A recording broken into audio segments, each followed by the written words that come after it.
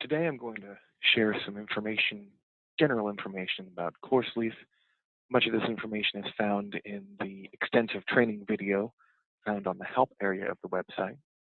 You can find that by clicking the help button, going to custom documentation, and finding this video here. However, for our purposes today, I'm going to give a quick overview. More in-depth information can be found in that training video provided by CourseLeaf. This is your instances screen. It shows all of the historical information we brought over, the current semester, and future semesters. As of the recording of this video, fall 2016 is closed for editing, and these two are the ones that are open. If you click on one of these semesters, you'll be able to see up top the semester, the phase we're in, and how many courses and sections there are. You can sort by name, by ID, by the number of courses and sections here. You can also filter by starting to type in the information found here. If you double click on the subject, you will see all of the sections that exist for this given term. Or rather, these are the courses. If you hit this expand button, these are all the sections that are being offered. And then you can collapse that as well. You can expand these individually. All these buttons up here do different things. This is the most important button you'll see on this page.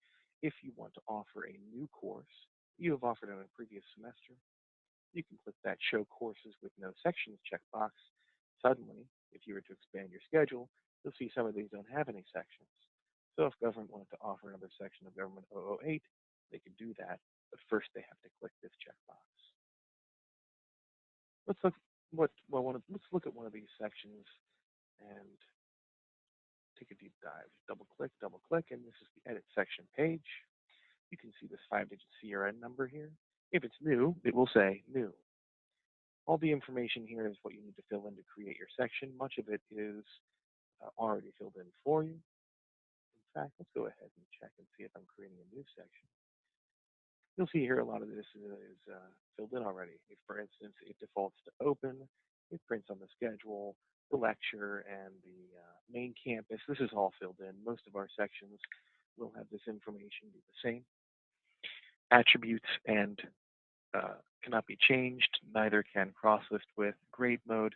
And these you'll just need to contact us or for attributes, the dean's office, because they handle those. The instructor is here. Click on the edit pencil to add an instructor. Rooms, just so happens that the government department can select these two rooms because they are their departmental spaces. If you have a departmental space you want added to your list, let us know and we can take care of that at the registrar's office here. If you click the blue link under schedule, you'll be able to select your schedule. You can see here that there's already a section 1. It's showing up here just to let you know you have another section of the course. If you don't want to see that showing up, you can click it away. Right now, we're looking at 150-minute meeting patterns. You can look and hover over. This is the current selection of meeting patterns. Obviously, it's not all of them. Here are all of our standard meeting patterns. And you can hover over this square, see what they are. It's one of our popular ones. And if you find the pattern you're looking for, let's say I want my class, it's a 3-credit class. It meets 2 days a week on Tuesdays and Fridays. And I want to meet it Tuesday, Friday, 9:30 to 10:45. If I just left click, and it'll show up right there. Hit the accept button, and then you'll see the schedule's been created right there. And if instead I want it to be something non-standard, let's say I want it to be on a Saturday, I can type that in. Right down here, let's say Saturday as SA space, let's say 8 o'clock a.m. to 1 o'clock p.m. Now note, I did not have to put an AM here. In fact, I can take this away. It defaults to AM, but you need to put the PM, otherwise it'll default to AM. If I put that in, where did it go? Well, it's a Saturday. Let's go ahead and select that. Now we see the Saturday meeting pattern has been chosen. It's non-standard, so the registrar's office will review that and will approve it as long as it meets the correct number of meeting hours. Click on meetings down here and you'll be able to see the meetings we have. Currently there's one. You can click the plus button to add another one, and then you can accept it after you've entered all the details.